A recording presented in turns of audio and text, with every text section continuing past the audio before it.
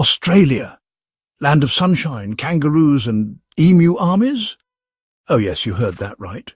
In 1932, this sun-drenched country faced an enemy far more feathered than any it had encountered before. Picture this.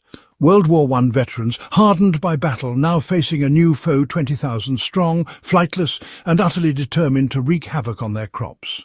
The Great Depression had already cast a shadow over the land, and these giant birds, with their taste for wheat and talent for fence destruction, were the last straw.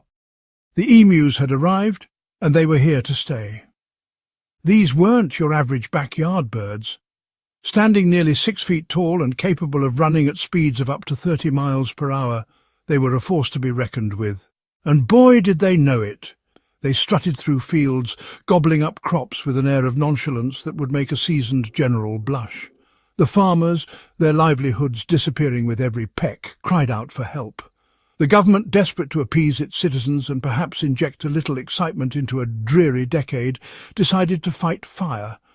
With, well, more fire. The Great Emu War had begun. Enter the Australian Army, armed to the teeth and ready to defend their nation's honour against emus. Yes, you read that correctly.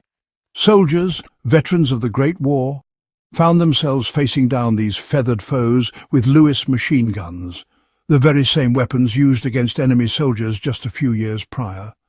One can only imagine the looks on their faces as they received their orders. Take aim at the emus.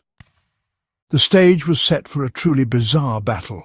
On one side, we had the Australian Army, a picture of military discipline and firepower. On the other, 20,000 emus, seemingly unimpressed by the whole affair. The first shots rang out, echoing across the parched landscape. One might expect chaos, a flurry of feathers, a rout, but no, the emus, in a testament to their evolutionary hardiness, simply scattered. They were fast, they were agile, and they had an uncanny knack for dodging bullets. This wasn't going according to plan. The soldiers, trained for trench warfare and enemy battalions, found themselves utterly outmanoeuvred by these feathered fiends. The emus, it turned out, were masters of guerrilla warfare. They would appear as if from thin air, wreak havoc on a wheat field and vanish before the soldiers could even reload their weapons. It was a comedy of errors, a slapstick routine played out on a grand, dusty stage. Reports from the front lines painted a picture of utter disarray. One soldier described firing his Lewis gun at a group of emus, only to see them scatter and reappear further down the field, seemingly unharmed. Another recounted chasing a lone emu for what felt like miles, the bird always just out of reach, its mocking laughter echoing in his ears. The emus, it seemed, were toying with their would-be conquerors. As the casualties, on the side of the crops that is, continued to mount, the Australian government found itself at a crossroads. The emus, far from being vanquished, were thriving. The soldiers, demoralised and outwitted, were starting to question their career choices, and the press, well, they were having a field day. Headlines screamed of emu armies victorious and feathered fiends outsmart soldiers. The government, facing ridicule from all corners of the globe, decided to cut its losses. The troops were recalled, the Lewis guns fell silent, and the Great Emu War, much like the birds it was meant to eradicate, faded into legend. The emus, meanwhile, celebrated their bloodless victory with a hearty meal of wheat and a celebratory dance, or at least that's how we imagine it. They had faced the might of the Australian Army and emerged victorious, proving to the world that sometimes the mightiest weapon is a good pair of legs and a healthy disregard for authority. The Great Emu War, despite its farcical nature, did have a lasting impact.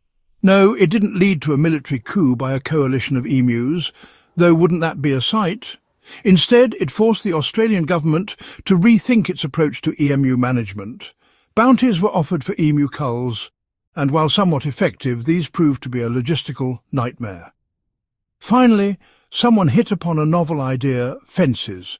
Yes, good old-fashioned fences, tall and sturdy, proved to be far more effective at deterring the feathered invaders than any machine gun ever could. Today, the emu population is thriving, a testament to the bird's resilience and adaptability. The Great Emu War is remembered as a quirky footnote in Australian history, a cautionary tale of human hubris in the face of nature's unpredictability. What can we learn from this bizarre and hilarious chapter in human history? Perhaps it's a reminder that even the most well-equipped armies can be outsmarted by the unlikeliest of opponents. Or maybe it's a testament to the tenacity of the natural world, a reminder that nature always finds a way. Whatever the lesson, the Great Emu War serves as a humorous reminder that sometimes it's best to laugh at our mistakes and marvel at the absurdity of it all.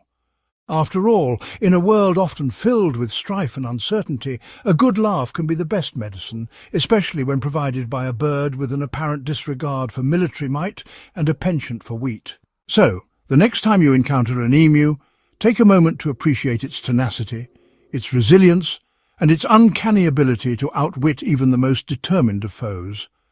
These birds, with their goofy gait and piercing gaze, are living proof that sometimes it's the underdog, the unexpected hero, who emerges victorious. And who knows, maybe, just maybe, hidden deep within those beady eyes lies a spark of amusement, a silent chuckle at the memory of that time they, the mighty emus, conquered the Australian army. The Great Emu War may have faded into the annals of history, but the legend lives on, a testament to the enduring power of nature and the importance of never underestimating an opponent, no matter how feathery or absurd they may seem. Like and subscribe before the emus get you.